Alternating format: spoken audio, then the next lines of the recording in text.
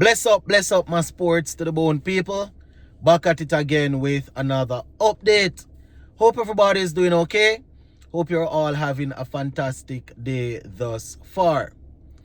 Now, we're going to be talking West Indies. West Indies playing 11 and batting order as we get ready for the second ODI against New Zealand.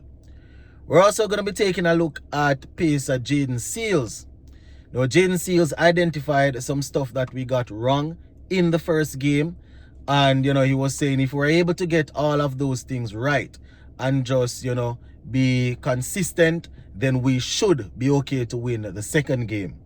So, we're going to be taking a look at that interview. Let's give a listening ear until the end. The comment section is open. I see where a lot of people have been suggesting that they need to shake up the batting order.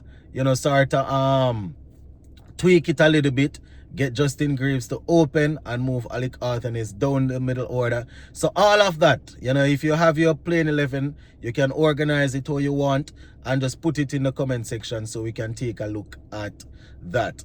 Romario Shepherd, we're hoping that he is 100% fit. We haven't seen anything from CWI, but we're just hoping that he's fit. We saw that, he wasn't moving too well in the latter stages of us bowling, right? He came out to bat, so we're hoping that he's good. All right, so let's take a look at Jaden Seales, and then I'll go through my playing 11 and batting order. Now, Jaden Seales was just talking about the first game and how we could have done better. Bowling wise, he was saying that we could have restricted them for less.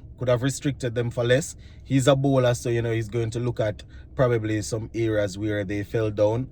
As a fan, I personally believe that 269 wasn't too bad at all.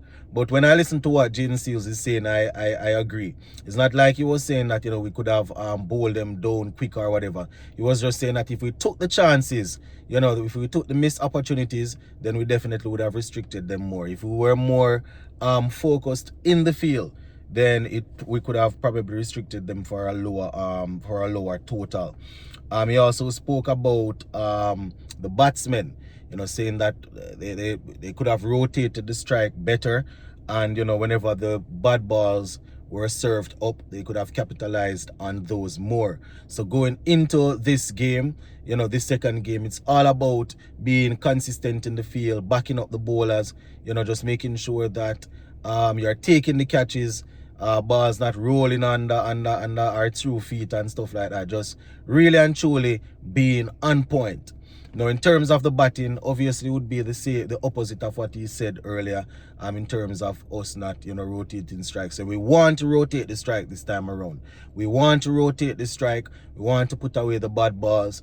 I don't necessarily see how it can be a good thing to have 5 or 6 maidens bowled at you in an ODI game, right? Plus you're gonna have other dot balls that build up throughout the innings, but facing so many maidens, it don't necessarily work out. It don't work out.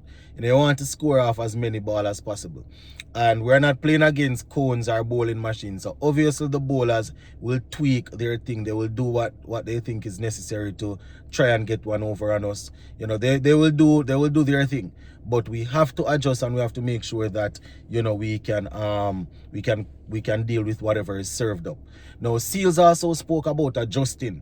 He was saying that obviously they go out there with a plan, but when you go out there, based on how the pitch is playing, based on how the batsman is playing, the dimensions, based on the wind, you have to change things and adapt and adapt to what's happening. And that is what makes the best captains. Captains that are, they go out there on the field with a plan, but when you go out there and things are going a bit sideways, your ability to come up with a plan along with your senior players can definitely decide whether you will walk away victorious or not. Yeah, I definitely agree with Seales that we need to tighten up and make sure that we are adjusting to whatever is happening. Now, in terms of the batting, further down, he spoke about the fact that we have a few guys that have been consistent. So it's just about the others just really and truly, finding a way to score. He identified the likes of She-Hope and Casey Carty, both of who have been scoring runs, over the last year or so. He also spoke about Sheffield Rutherford, saying that even though he was going through a lean patch, as a team, they believed that he would turn it around. And, they were definitely happy to see him getting some runs. And they are keeping their fingers crossed that, he will be able to get some runs in the rest of the series. So, that's Jaden Seales there, my people, the leader of our attack, our of our bowling attack. Just talking a little bit about the team, what happened in the first game and how they need to correct those things going into the second game. Now, I see where quite a few people have been making changes. They have been dropping people and bringing in people and tweaking the side and thing. But I am a person like this. I like to give players an opportunity in a position to see if it will work. And we have two new openers, right? Well, Alec is there, obviously, has been opening, and we just brought in John Campbell.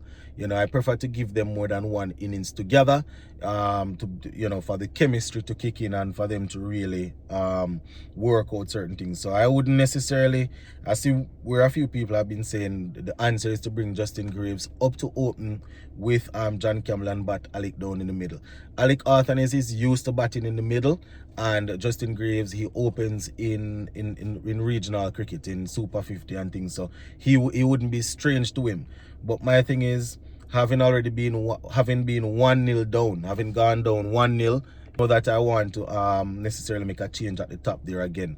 I mean, obviously they didn't bat, Alec and Campbell didn't bat long together in the first game to say that they have built a relationship or some sort of chemistry. But I am still gonna go with those two at the top there, with Carty, Hope, Rutherford, Chase, Graves, basically the same team. The only change I would be thinking of is if Romar isn't 100% fit, then I would have to bring in an all-rounder. We might be looking and saying that it would be a perfect opportunity to bring in another batter, but you have to remember that Romar Shepherd will bowl. He will definitely bowl a good 6, 7, 8 overs if he's having a good day, right? So Romar Shepherd, I would be bringing Lane. I would bring in Lane to replace him, and that would simply mean that the likes of Matthew Ford and Shamar Springer, who didn't bat in the first game, would have to do some work for us. Would have to do the lower order batting there. But as I said, I haven't seen anything official saying that Sheppy isn't good. So fingers crossed that he's okay, and we will get him bowling and batting.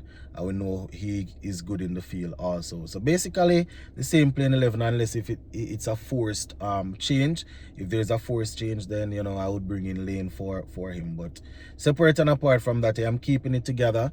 As I said, the guys, it's one game, so I don't want to just change it up after one game, and then if it don't work the second game, then I change it the third game. I don't want to do that. I'll go and give them 2 games in the positions that they are, and then we see where we go from there. But as I said, I know a lot of people have been posting that they want to tweak it, they want to see other people opening or batting in the top order. So you can let me know in the comment section how you're planning to do this one. Big up.